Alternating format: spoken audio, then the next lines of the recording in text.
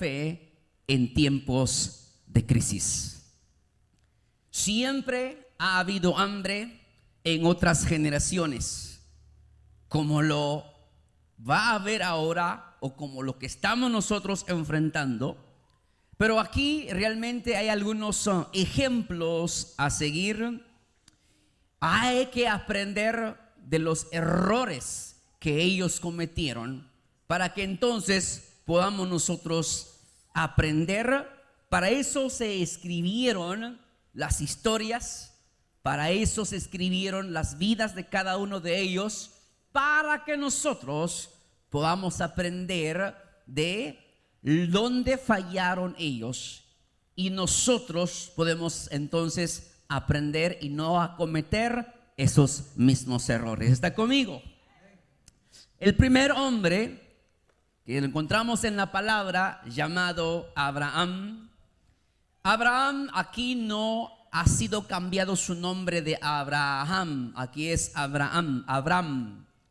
Dice Génesis capítulos 12 verso 5, cuando Dios le habló a Abraham, dejaron su tierra y salieron, dice, para ir a la tierra de Canaán. A tierra de Canaán llegaron. En otras palabras, Abraham obedeció, Abraham llegó, Abraham escuchó la voz de Dios, Abraham hizo todo lo que el Dios le mandó hacer. Pero estando entonces en Canaán, en el verso 10, Génesis 12 habla de que hubo entonces hambre en la tierra. ¿Dónde hubo hambre?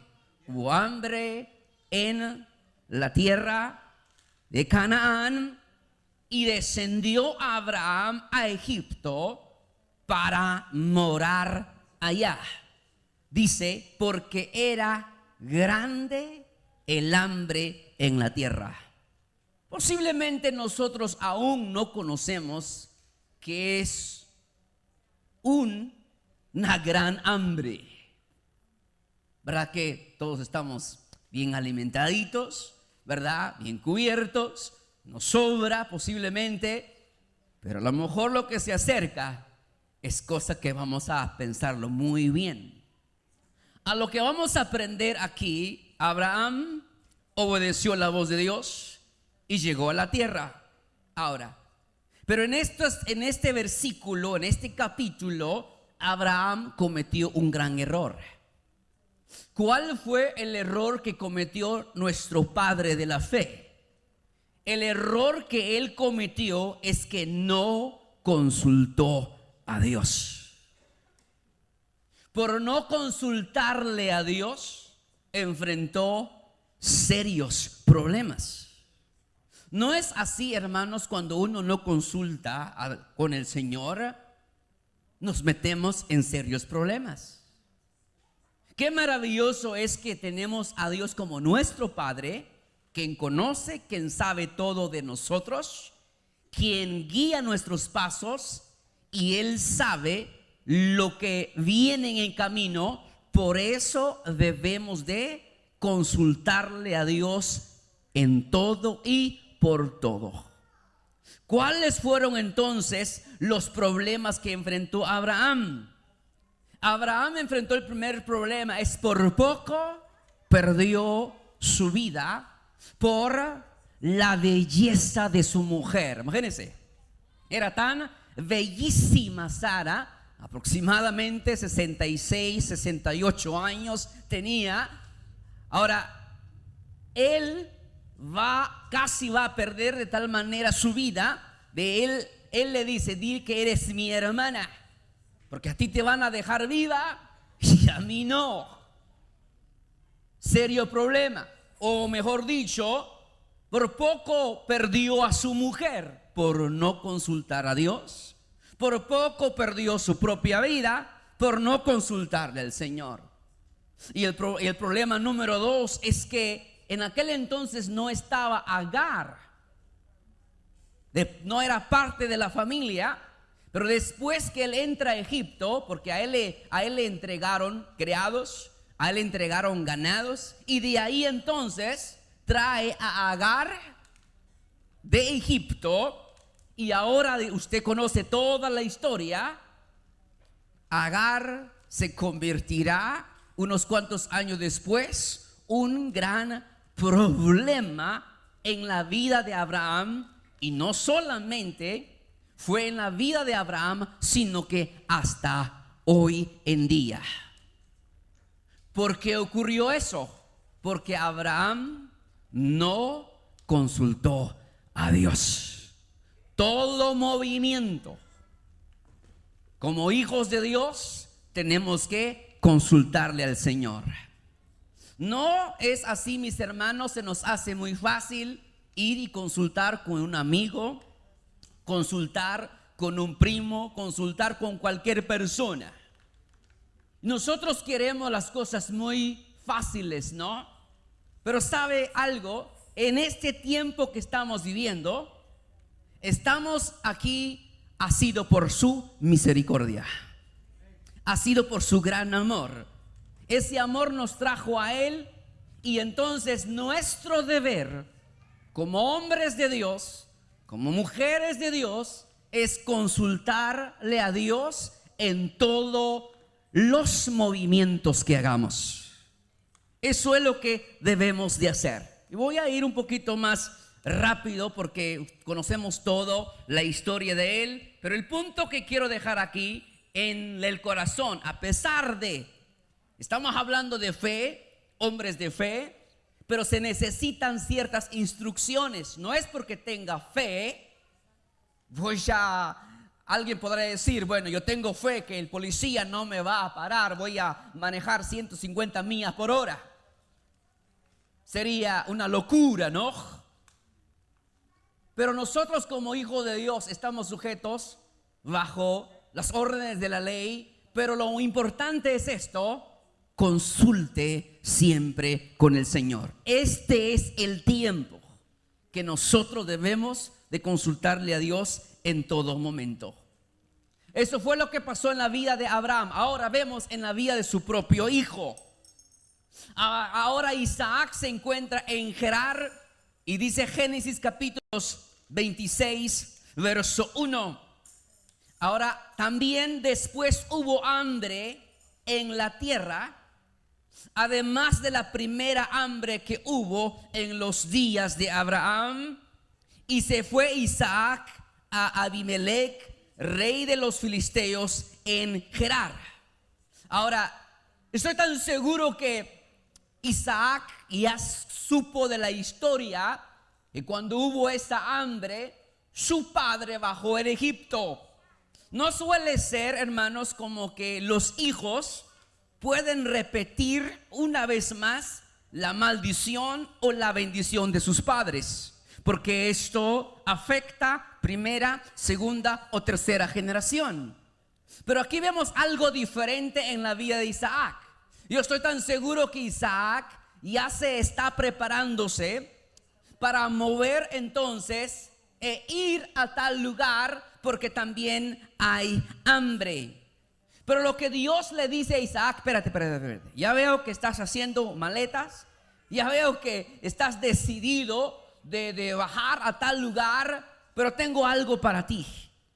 Y dice Génesis capítulos 26 verso 12. En Génesis capítulo 26 verso 12, Dios le dice, y dice: quédate aquí y siembra. Qué interesante. Lo que Dios le da la instrucción a Isaac es que no te vas a mover. Donde tú estás, yo te voy a bendecir. Qué bonito, ¿verdad? En otras palabras, no se van a repetir los errores que cometió tu padre. Obedéceme. Y Dios intervino en la decisión de Isaac. Y dice verso 12, ¿qué es o qué fue lo que hizo Isaac? Dice que Isaac sembró en aquella tierra y cosechó aquel año 100 por 1, y Jehová le bendijo.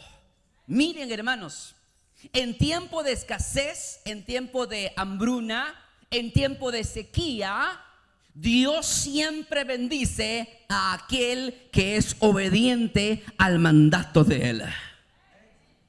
Esto está seguro. Esto está garantizado. Eso está hecho y está respaldado con la palabra de Dios. Miren, una mente carnal o una mente natural no puede percibir la orden de Dios. Es decir, ¿cómo es que Dios me dice que tengo que sembrar si no hay lluvia? ¿Cómo es que voy a sembrar si la tierra está árida?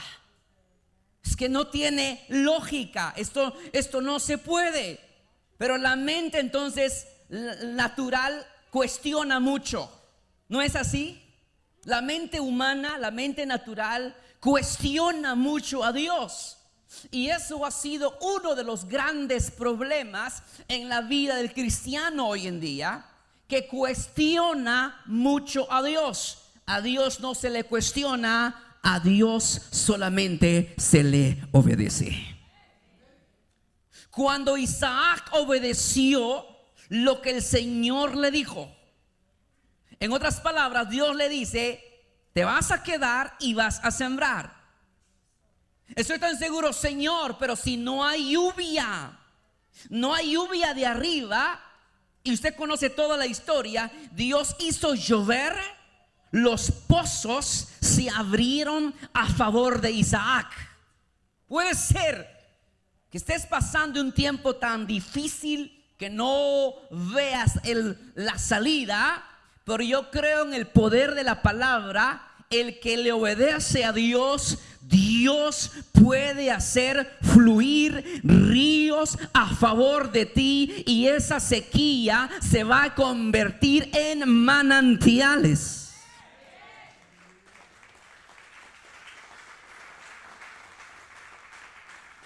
Y este es cuando Dios hizo eso, en tiempo de sequía. Cuando Dios entonces mostró su bondad sobre la vida de Isaac, en tiempos de sequía. Ahora, por cuanto Isaac obedeció la voz de Dios, ¿qué hizo Isaac? Sembró. Y lo que él sembró, cosechó. Sabe que en este tiempo, hoy más que nunca, debemos de ayudar a los necesitados. ¿Usted conoce a alguien necesitado? Es tiempo que usted pueda repartir lo poco que tiene, porque lo poco que tiene, el Señor lo va a multiplicar. Esa es la siembra. Por ejemplo, cuando usted trae su ofrenda, su diezmo, no hemos enseñado aquí, nunca dé un billete arrugado, va.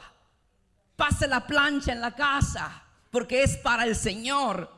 Porque lo que se da al Señor, no lo que nos sobra, lo que se da al Señor, lo primero, lo mejor. ¿Por qué? Porque Él merece lo mejor.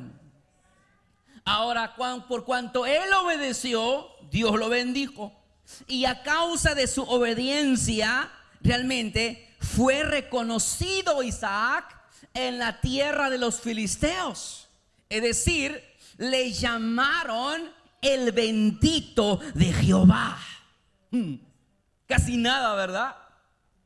Todo mundo estaba en sequía. Todo mundo estaba padeciendo necesidades. Pero Isaac tuvo un nickname, tuvo un apodo que le decían: ahí va el bendito de Jehová. Ahí va el bendito de Jehová. Ahí está el bendito de Jehová. Ahí está la bendita de Jehová. Ahí están los benditos de Jehová. Oh, mi hermano, qué maravilloso es cuando hablan de nosotros que somos los ricos de la ciudad. ¿No le parece muy bien eso? Porque han visto. La gente ve la grandeza. La gente ve la manifestación de la gloria de Dios sobre sus hijos. Así es que en tiempo de sequía se dio a conocer quién es Dios en la vida de Isaac. Claro que la palabra dice que Dios no puede ser burlado. Pues todo lo que el hombre sembrare, eso es exactamente lo que va a cosechar. Ahora, es tan fácil practicar eso. A veces es difícil. La mente carnal no lo puede entender. Solamente la mente espiritual lo puede percibir, ¿sí? Una mente carnal lo cuestiona. Una mente carnal deja todo de último. Pero una mente espiritual, no importando lo que está pasando, no importando lo que está enfrentando, en tiempos de crisis es cuando hay que sembrar más. En los momentos difíciles es cuando dice: yo lo voy a hacer. Mire, hay un verso tan famoso y es un verso muy, pero muy poderoso. Es un verso que es clave para todos aquellos que tienen una mente espiritual, que tienen una mente abierta. Proverbios capítulos 19, verso 17 dice: a Jehová presta al que da al pobre, y el bien que ha hecho se lo volverá a pagar. Hermano, a Dios no se le escapa nada. Qué interesante es cuando uno extiende la mano. Mire, perdóneme, pero aquí entre nos, cuando hay una fiesta en casa, cuando hay un cumpleaños, siempre invitamos a los conocidos, ¿no es así? Y para que entonces cuando ellos hagan su fiesta, que nos inviten a nosotros cuando ellos hagan su fiesta. Bueno, aquí no pasa en Benecer, pasa en otro lado. Y lo más triste es cuando realmente lo invitan a él y él no llega. Dice: ¿cómo no llegó a mi fiesta si yo fui a su fiesta? Es como que es un gran compromiso que tengo que estar allí, porque se va a enojar conmigo. Mire, ¿cómo sería, hermano, cuando usted va a cumplir, no sé, los años que va a cumplir, ya se acercan las fiestas, que si usted invita a gente que nunca lo va a agradecer, gente que apenas los está pasando? Hay gente en la ciudad que apenas está pasándola, ¿sí? Hay gente tan necesitada. Y esa es la manera entonces de que uno empieza a cambiar. Yo voy a darle de comer a los necesitados. Bendición siempre realmente ayudar al más necesitado. Es cuando como que si Dios está en deudas con aquella persona que siempre bendice al pobre. ¿Sabe? Por eso el Señor nos ha bendecido, porque todo lo que entra aquí no se queda aquí, va en diferentes partes del mundo. Hasta en Ucrania ha llegado parte de su diezmo. Hasta en Ucrania y en China ha llegado parte de su ofrenda. ¿Qué le parece? Entonces Dios siempre respalda y Dios siempre cumple su palabra. ¿Está conmigo? Así es que este es un versículo muy, muy interesante. Es un versículo que nos abre la mente a nosotros y nos enseña qué es lo que tenemos que hacer.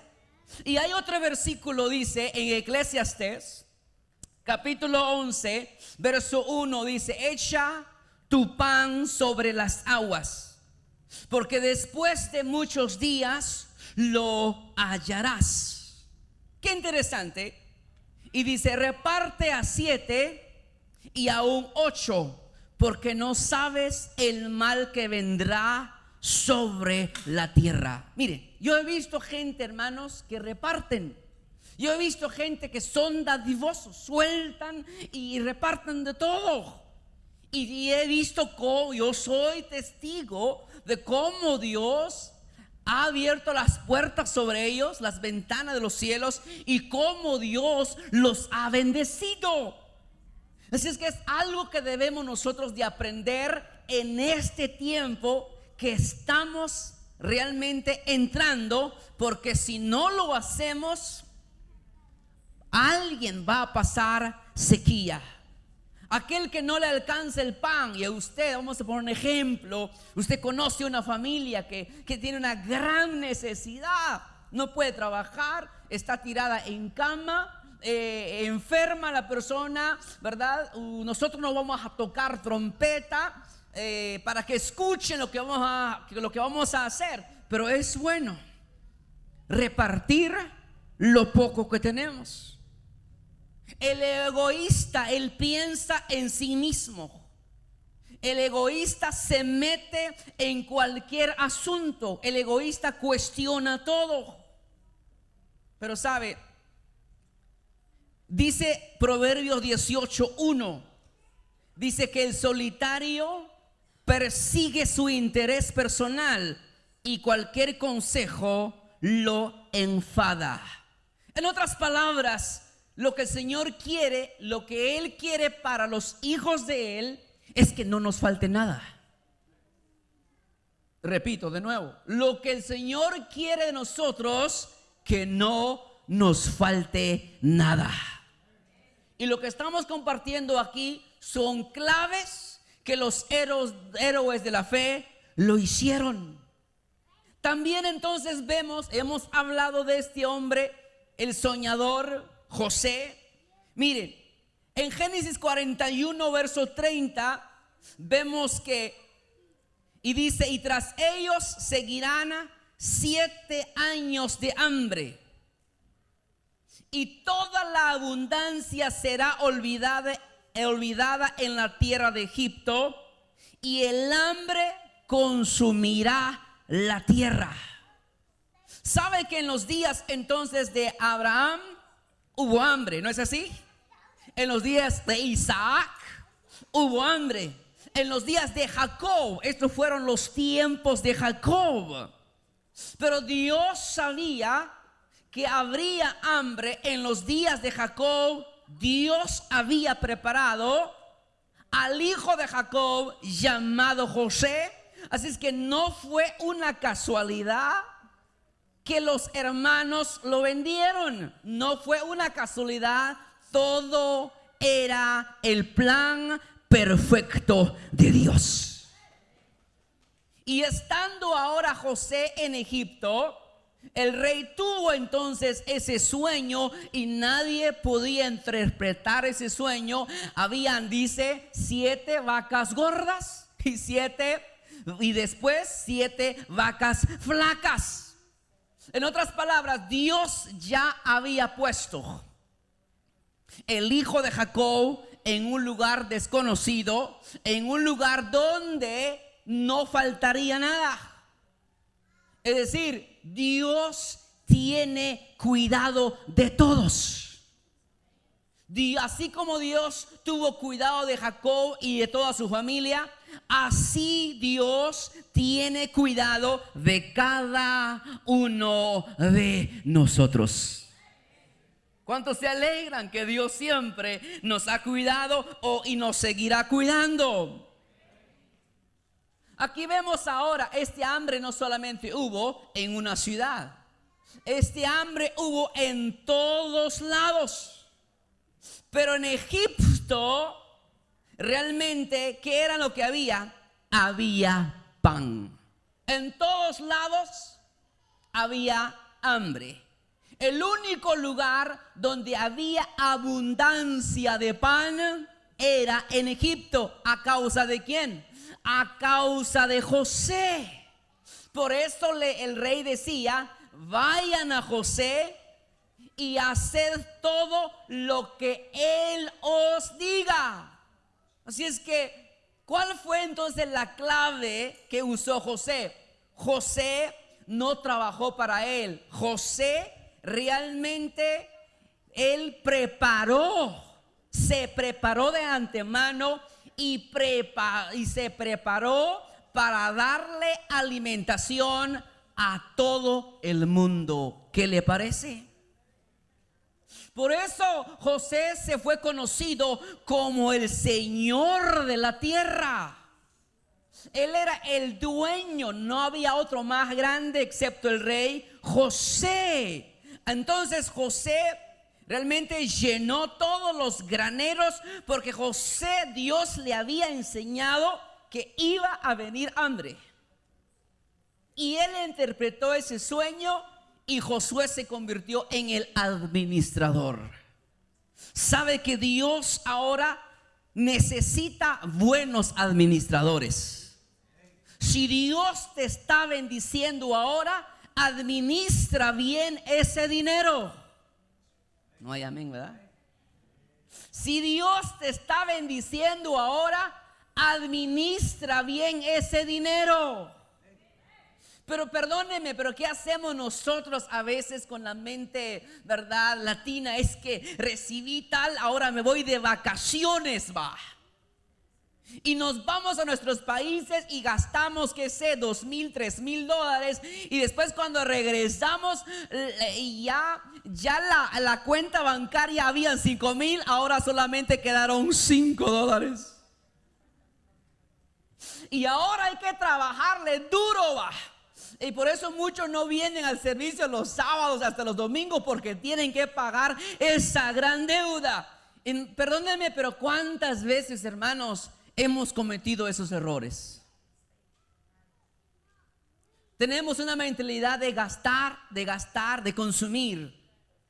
Ahora vamos a cambiar en este tiempo. Aún hay tiempo.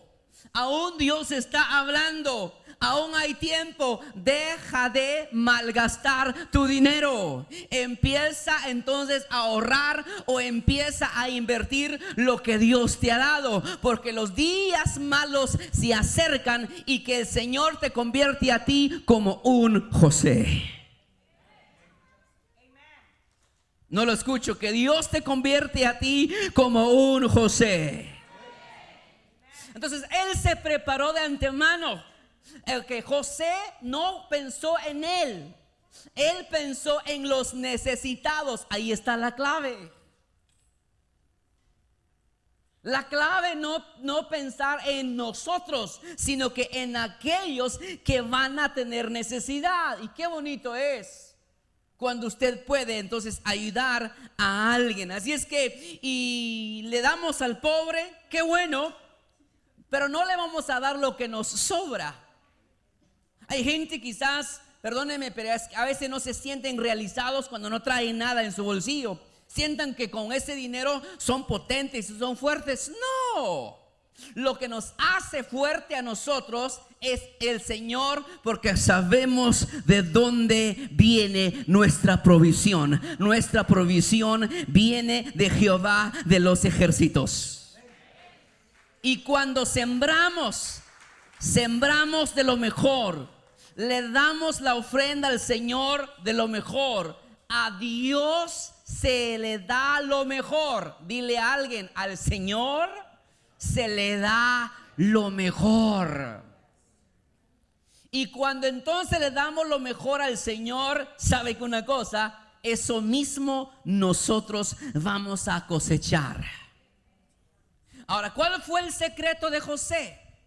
El secreto de José es que él sembró, él administró para el necesitado. ¿Sabías que José nunca pasó hambre? Su papá pasó hambre unos cuantos meses, sus hermanos pasaron hambre, pero él nunca pasó hambre. ¿Sabe por qué? Porque él siempre guardaba para el necesitado. Yo pregunto, ¿cuántos de ustedes conocen algún necesitado? ¿Solamente hay 5? Poca gente. Si usted conoce a algún necesitado, haga lo posible de repartir lo poco que usted tiene y va a ver cómo es que el Señor abrirá puertas a su favor.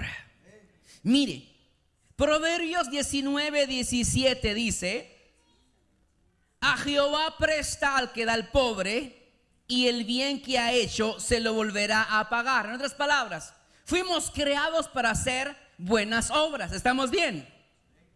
Si nosotros fuimos creados para hacer buenas obras, ¿cuál va a ser nuestra cosecha? Buenas obras. Pero si nosotros, sabiendo hacer lo bueno y no lo hacemos, nos es contado por pecado. Los hijos de Dios tenemos una gran responsabilidad, mis hermanos.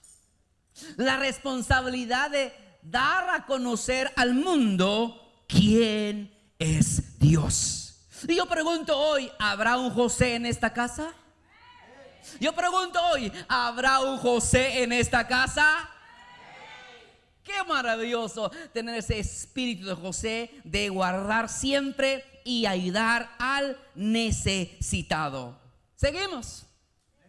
Bueno, también hubo hambre en un tiempo difícil. Usted conoce en Ruth capítulo 1, verso 1, la señora llamada Noemí, que significa dulzura, gentileza, y dice que aconteció que en los días en que gobernaban los jueces, hubo hambre en el país, y un hombre de Belén de Judá fue a morar en los campos de Moab, él y su mujer y los 2 hijos suyos. Mire, ¿cuál fue el problema de Elimelech, el esposo de Noemí? Es que él no consultó al Señor. En los tiempos de hambre, en los tiempos de crisis, ¿qué es lo que tenemos que hacer? Consultarle siempre a nuestro Dios. ¿Qué voy a hacer, Señor? Muéstrame, Señor. Háblame, Señor. ¿Creen ustedes que Dios responde a sus hijos? Claro que sí. Ahora, a consecuencia de todo eso, ¿qué fue lo que sucedió?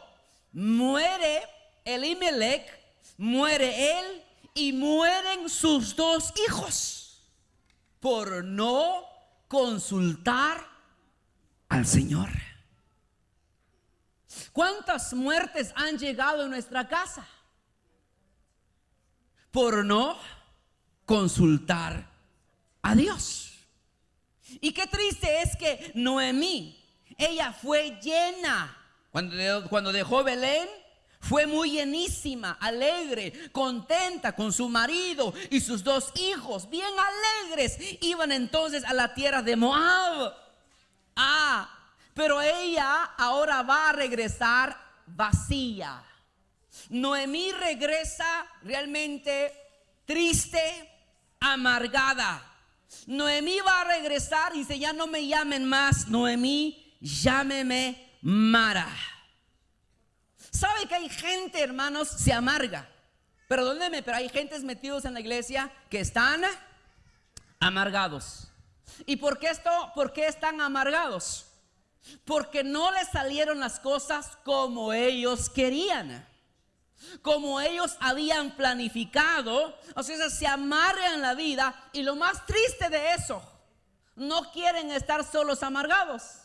Quieren hacer un grupo o un club de amargados. Invitan a otros, contagian un buen grupo y dicen: oh man. Le digo: ya estás tan seguro que ya te estás juntando con fulano de tal. Hablas igual que él, hablas igual que ella, que esto no sirve, que esto no es así, y por qué aquello. Bueno, siempre hay un grupo, ¿no? ¿Sabe? La gente se amarga porque perdieron algo. La gente se amarga porque no salieron las cosas como ellos esperaban. Así es que en Moab, Noemí quedó totalmente despojada. Qué triste, ¿no? Sin marido, sin sus 2 hijos, se quedó sin nadie. Ahora, viene de regreso sola con su nuera Ruth, y en este tiempo no hay nada. O sea, que viene de regreso con manos vacías. Se acabó todo lo demás. Mire, ustedes no me dejan mentir. Yo sé que hay mamás, muy buenas madres, y gracias a Dios por las mamás que tienen ese buen corazón a los hijos. Hay mamás cuando hacen un tipo de comida, ¿verdad? Y de repente el niño caprichosamente dice: esta comida no me gusta. ¿Y qué es lo que hace la mamá? Ella va y cocina en otra olla la comida totalmente diferente o al gusto del niño. Sabe que esos tiempos se van a acabar, porque no va a alcanzar. Y qué bueno es enseñarle. Mire, hermanos, perdónenme que me voy a meter un poquito ahí en sus zapatos. Cuando uno va al restaurante, acá hay bufetes, ¿no? Usted puede comer lo que quiera comer. No es así. Yo observo, la gente agarra tanta comida sobre un plato, ¿no? Le digo, ¿será que irá a comer todo eso? Y lo más triste es que solamente se comió la cuarta parte o la mitad y lo deja a un lado. Y lo más triste del asunto es que se va y se trae otro plato. ¿Sabe que a mí me da coraje? Yo siempre le enseñé a mis hijos, cuando íbamos a comer, solamente van a tomar, van a agarrar de lo que ustedes son capaces de terminar. Y así se educa. Y ellos aprendieron. ¿Y dónde se aprende eso? En casa. Y lo más triste es, miren, imagínense, va un grupo de hermanos aquí de Benecer en un restaurante chino, ¿verdad? Donde hay buffet, y oramos, amén, Señor, bendice la comida, y deja un tiradero de comida además. Y lo más triste es que no dejan propina, pero vaciaron el buffet y la mitad se tiró a la basura. ¿Sabe cómo se llama eso? Va que no hay amén, ¿verdad? Mal agradecidos. Acá estoy pagando. No, estamos tirando la bendición, porque eso puede ser, eso es de gran bendición para miles y miles de gente. Se cree que hay 417 millones de gente que están entrando en 18 países en hambruna, ahorita mismo que estamos hablando. Y mientras que en otros lados se tira la comida. Dile a alguien, es tiempo de aprender y ser agradecidos. Así es que Abraham fue reprobado y Noemí despojada. ¿Cómo regresa Noemí? Regresa desconsolada, regresa amargada. Qué triste es cuando alguien empieza a culpar a otros o culparle a Dios. Es que Dios no me escuchó, por eso estoy así. Es que Dios me abandonó. No, fue la mala decisión. Y a veces cuando quiere reír, mire,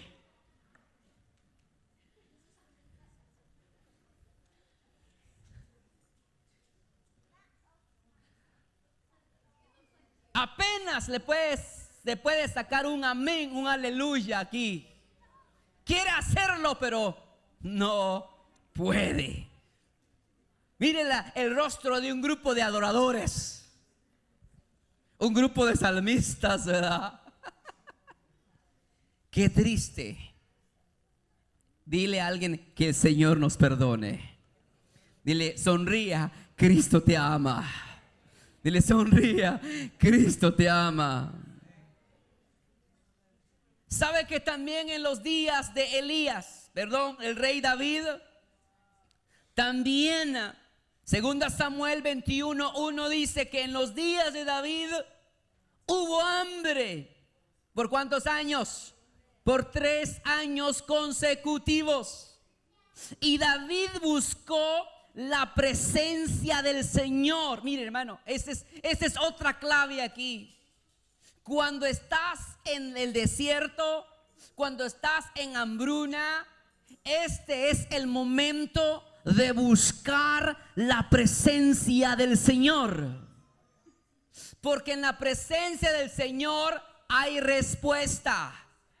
Y el Señor dijo a David: es por causa de Saúl y por aquella casa sangrienta, porque él dio muerto a los gabaonitas. En otras palabras, hay hambre que es provocado por los hombres. En este lado que estamos viendo, Saúl rompió un pacto. Aquí aprendemos algo fuerte. Lo que hace David es que va a consultarle a Dios. Se quebrantó, se acercó a Dios. Señor, ¿será por mi culpa que hay esta hambre, Señor? Si usted se ha presentado en la oración, Señor, ¿será que por mi culpa no viene gente a benecer, Señor? Por mi culpa, Señor, tengo este problema en el hogar. Aquí está hablando David y Dios dice, no. Dios le reveló a David que no era culpa de él. Esto fue un problema porque estas personas habían hecho un pacto. O sea, los gabaonitas hicieron un pacto cuando Josué estaba conquistando las ciudades. Usted lo encuentra en Josué 9. Y ellos se aliaron con Josué. Y entonces a Saúl le importó. Fue entonces a causa de eso cuando él rompió ese pacto de paz. Realmente al romperse el pacto de paz hubo hambre por la espada de Saúl. Pero qué maravilloso es. Entonces hay alguien que dice, yo voy al Señor. Yo quiero que Dios me muestre, me enseñe por qué causa estamos pasando esto. Al Dios a quien servimos, Él responde. No lo escucho. Al Dios a quien servimos, Él responde. Por eso, hermanos, cuando uno hace un pacto, no hay que romper ese pacto. Por eso Eclesiastés 5:5 dice, mejor que no prometas y que no prometas y no cumplas. ¿Cuántas veces nosotros dijimos, Señor, si tú me sacas de esto, yo voy a dar esto, Señor, yo me voy a consagrar, Señor? ¿Y si no lo cumplimos? Y el verso 6, mire lo que hace entonces cuando no cumplimos lo que prometimos. Dice, no dejes que tu boca te haga pecar, ni digas delante del ángel que fue ignorancia, porque harás que Dios se enoje a causa de tu voz y que destruya la obra de tus manos. Hermano, hay que hacernos esas preguntas. ¿Por qué causa? Le prometí algo a Dios y no lo cumplí. Hiciste un voto con el Señor, o mejor dicho, hicimos un voto con Dios y no lo cumplimos. Sabes que cuando le prometemos algo a Dios y no lo cumplimos, Dios hará destruir la obra de esa mano. No es el diablo. No es así rápido le echamos la culpa al diablo. Es que el diablo me está estorbando. No. Hay que preguntarnos, ¿será que es el diablo o Dios mismo? Por causa de lo que yo dije, no lo cumplí y Dios destruye. Ay, hermano, ¿quién puede estar en pie de un Dios omnipotente? Aunque haga y lucha y refuerce lo que tenga que hacer, pero no puede. Hubo algo ahí. Prometió, no cumplió.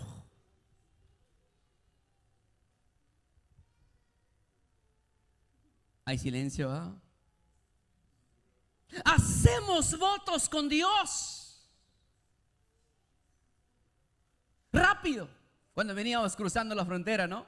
Señor, si yo cruzo la frontera, si yo entro, Señor, si tú me das ese negocio, Señor, yo voy a... Y cuando empiezas a ver aquello, dices, wow, y todo eso le voy a dar el 10% de $5,000 a la semana. Es que demasiado. Hicimos una promesa. Sí, puede ir muy bien unos cuantos, qué sé, semanas o meses o años, pero después. Y después, ¿qué decimos nosotros? Es el diablo. A lo mejor no. Perdónenme, el que diablo. Prometer y no cumplirlo. Es bueno preguntarnos si le hemos prometido algo a Dios y no lo cumplimos. ¿Será que a causa de eso Él destruye la obra de nuestras manos? ¿Qué dicen ustedes? Aquí también vemos en los días de Elías, la viuda de Sarepta. Jesús habló de ella en Lucas 4:25. Dice, pero en verdad os digo, muchas viudas habían en Israel en los días de Elías, cuando el cielo fue cerrado por 3 años y 6 meses, y cuando hubo hambre sobre toda la tierra. Sin embargo, a ninguno de ellas fue enviado Elías, sino una mujer viuda de Sarepta en la tierra de Sidón. Usted se ha preguntado por qué Dios envió a Elías con esa viuda. Tantas viudas que habían en Israel. Es que el profeta fue para darse cuenta de la gran necesidad que ella tenía. Es más, cuando vemos esto, Dios le pide entonces por medio del profeta, dice la viuda, lo que único que tenemos es poco aceite que me queda en casa y un poquito de harina, y vamos a comer mi hijo y yo y nos vamos a morir. Lo que la viuda le está diciendo a Elías: haz el pan, cuece el pan, pero dame a mí primero, y luego tú vas a cocinar para ti y para tu hijo. Mire, así sucesivamente. Fue el primer día, fue el segundo día, fue el tercer día, fue el cuarto día. Hermanos, de lo poquito Dios realmente lo aumentó en todos los años que hubo hambre en los días de esta viuda. En otras palabras, no es la cantidad que tenemos, sino es la calidad con lo poco que tenemos. Pero la bendición de Dios está en lo poco que tenemos. Eso va a alcanzar y más allá. No es la cantidad, es la obediencia. Entonces, obediente, conmigo, obediencia. Para que no le falta nada, ¿qué tenemos que hacer? Hay que darle a Dios lo que es de Dios. Period.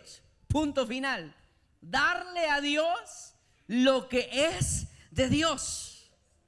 ¿Qué era lo que ella tenía? Aceite, harina. Pues entonces, realmente de la nada, la mujer entonces tuvo una fábrica de aceite. ¿Qué le parece? Y entonces un mercado de vender harinas. Qué interesante es al Dios a quien nosotros bendecimos. Amén. Así es que al buen administrador se le va a confiar más. Dile a alguien: al buen administrador se le va a confiar más. El que es fiel en lo poco en lo mucho lo pondrá el Señor. ¿Sabe que hay gente quizás desearía tener lo que usted tiene, pero ellos no son buenos administradores? No saben cómo administrarlo. Por eso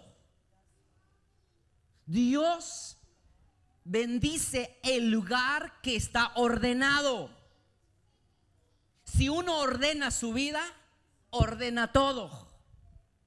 Si uno ordena su interior, todo lo demás va a ser ordenado. Desde el principio hasta el fin, todo es ordenado. Y es cuando Dios ve que hay una orden, es allí donde Dios va a bendecir. Así es que vengo a decirte hoy, el Señor te va a bendecir lo poco que tienes si eres obediente. El Señor va a multiplicar, el Señor va a hacer maravillas si tan solamente le damos al Señor lo que es de Él. Y esta historia me encanta. Me fascina esta historia en Segunda de Reyes, capítulo 6, verso 25 al 33. Dice: Ben-Hadad, rey de Siria, sitió a Samaria, y hubo gran hambre, y a consecuencia de aquel sitio, tanto que la cabeza de un asno, miren hermano, la cabeza de un asno se vendía por 80 piezas de plata. Y cuarta parte de un cab de estiércol de palomas por 5 piezas de plata. En otras palabras, para hacer entonces un bufete costaba casi $90. ¿Qué le parece? O sea, era tanto el hambre que había. ¿Por qué? Porque no podían salir, estaban sitiados, ¿sí? Siria los habían sitiado por completo. Según la suma que vemos en esta historia, ¿sabes cuántos caballos poseían? 5 caballos nomás, porque todos se habían muerto. En esa misma historia se narra de una mujer que estaba llorando el siguiente día porque entre ellas había hecho un convenio que el día anterior habían dado de muerte al bebé, y luego dijeron: entonces hoy vamos a comer el tuyo y pasado mañana comeremos el mío. Tanta era el hambre que había en esa ciudad. De tal manera, lo triste es que el rey echa la culpa al profeta Elías. Pero cuando vemos aquí el profeta Elías, en el capítulo 2, verso 7, dice: vino palabra de Jehová. O sea, en medio de la crisis, en medio de la hambruna, Dios suelta una palabra profética. Y no es por casualidad hay visitaciones proféticas en nuestros tiempos. No es pura casualidad. Dios nos está diciendo de que hay una palabra para ustedes en tiempos difíciles. Y el profeta dice: mañana a estas horas valdrá el seaflor de harina 2 libras de cebada y 1 siclo a la puerta de Samaria. O sea que de 80 y tanto va a bajar a 2. Y en el capítulo 7, verso 2, Segunda de Reyes 7:2 dice: y un príncipe sobre cuyo el brazo el rey se apoyaba respondió al varón de Dios y dijo, o sea, hizo burlas y dijo: si hiciese Jehová ventanas hoy en el cielo, sería esto así. Y el profeta responde, le dice: lo verás con tus ojos, mas tú no comerás de ellos. En un tiempo donde todo estaba acabándose, pero resulta que habían 4 leprosos afuera de la ciudad. 4. Se escuchó la voz profética. Nadie creyó en la voz del profeta, pero 4 leprosos dijeron: Dios habló y ya se cumplió lo que Dios dijo ayer por medio del profeta. y estos leprosos estaban fuera de la ciudad de Samaria. No podían entrar a causa de su lepra. Y ellos dijeron: si nos quedamos aquí, nos vamos a morir de hambre.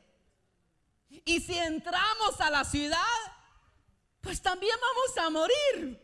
O sea que una opción les quedaba. Y se dijeron el uno al otro: ¿y si nos vamos al campamento del enemigo? Al cabo ya estamos muertos, va. Si entramos al campamento, a lo mejor nos dan algo de comer y vamos a estar bien. Y si nos matan, pues ya estamos muertos. Mire, lo interesante de esto, hermano, usted puede leer la historia, ya se me fue el tiempo. Usted puede leer la historia donde dice: cuando los 4 leprosos empezaron, el ánimo de ellos se levantó y empezaron a caminar rumbo al campamento del enemigo. ¿Y sabe qué sucedió? Dice que en el capítulo 7, verso 6, Jehová había hecho en el campamento de los sirios que se oyese estruendo de carros, ruido de caballos y estrépito de gran ejército. Eran 4 leprosos, apenas caminaban, ¿verdad? Pero se escuchaba en el campamento el enemigo y dijeron: oh, ya estamos amolados. Se miraba el gran polvazón que venían atrás y dice: estos ya trajeron más guerreros con ellos y empezaron. Y al creerle a la palabra de Dios, eso es lo que ocurre. Hermanos, qué importante es creer lo que Dios dice en su palabra. Y después llegaron ellos, empezaron a comer. Había pizza, había pupusa, había Burger King, había McDonald's, había Valentinos, había sushi, había de todo. Y empezaron a comer y dijeron: oye, ya estamos tan llenitos nosotros, ¿y por qué no avisamos a los de Samaria? Dieron aviso. Y el rey dice: será una trampa. Bueno, llévense los caballos que tenemos. ¿Cuántos caballos tenían? 5 caballos. Y cuando fueron y vieron, había oro, había plata, había de todo. Y dice, cuando vieron la noticia y el que se había burlado de lo que el profeta había dicho por medio de Dios, había dicho por medio del profeta, él vio la cantidad de comida entrando a Samaria, pero él fue atropellado. Vio, pero no gustó lo que Dios había hecho. Mucha gente no va a aprovechar ese tiempo por no creerle a la palabra de Dios.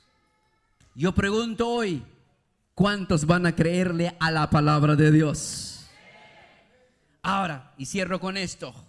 Hay otra historia que nosotros lo tenemos muy conocido: el hijo pródigo. Lucas capítulo 15, verso 14 dice: y cuando todo lo hubo mal gastado. Ahora, cuando lo malgastó todo, vino una gran hambre en aquella provincia y comenzó a faltarle. Pregunta: ¿por qué se le vino el hambre al hijo pródigo? Por gastalón. Porque mal gastó. Aquí entre nos, ¿verdad que hay gente, perdónenme, cómo malgasta el dinero en lo que no es pan? ¿Aló? O sea, cómo lo malgastan. Y después viene una gran hambre. ¿Por qué entonces el hijo pródigo tuvo hambre? Por desobediencia. Hasta que no tocó fondo fue cuando se arrepintió. Y luego dijo: volveré a la casa de mi padre. El hijo pródigo, sucio, el hijo pródigo con hambre, hueliendo a chivo, hueliendo a puerco, cuando tenía todo. No es así, hermanos, cuando uno deja al Señor, cuando deja la iglesia, cuando deja y se va al mundo. Esa es la figura. No tiene nada, está perdido, está hundido. Pero cuando él volvió en sí, ¿qué dijo? Volveré a la casa de mi padre. O sea, ninguna hermana solterona que quisiese casarse con ese tipo, ¿verdad que no? No, no, no, no. Oh, pero no se da cuenta cuando él llega a casa. Dice que lo mandaron a bañar, lo peinaron, lo vistieron, lo perfumaron y miren cómo quedó. Ay, habrá una solterona aquí que diga: